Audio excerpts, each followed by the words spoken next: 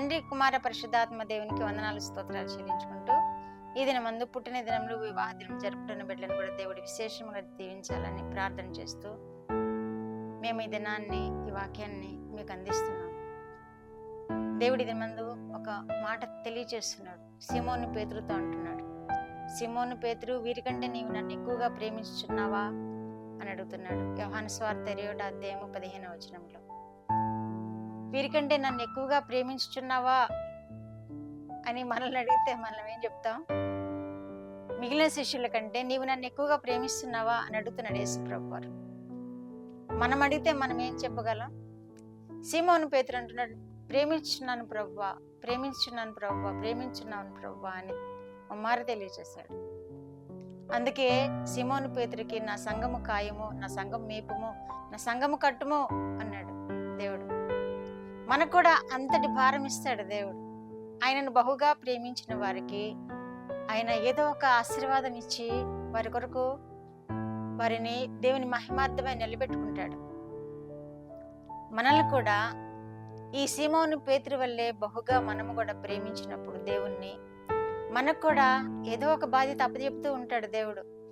భూమి మీద వర్ధిల్లడానికి, భూమి మీద ఆయన సాక్షులుగా నిలబడడానికి, భూమి మీద ఆయనను గొప్ప చేయడానికి, భూమి మీద అనేక మందికి మాదిరికరంగా జీవించడానికి, భూమి మీద అనేక మందిని యేసుక్రీస్తు వైపు త్రిప్పడానికి మనకు కూడా ఏదైనా పని అప్పచెప్తాడు దేవుడు.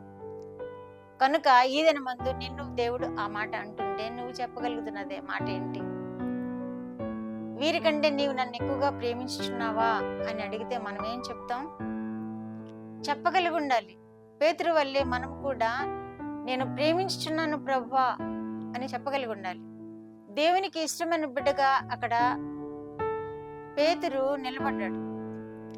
దేవుని యొక్క భారము, సంఘ భారము ఆయన మీద మోపడానికి దేవుడు ఇష్టపడ్డాడు. ఎందుకంటే వారందరికంటే పేతురు బహుగా ప్రేమిస్తున్నాడు కనుక.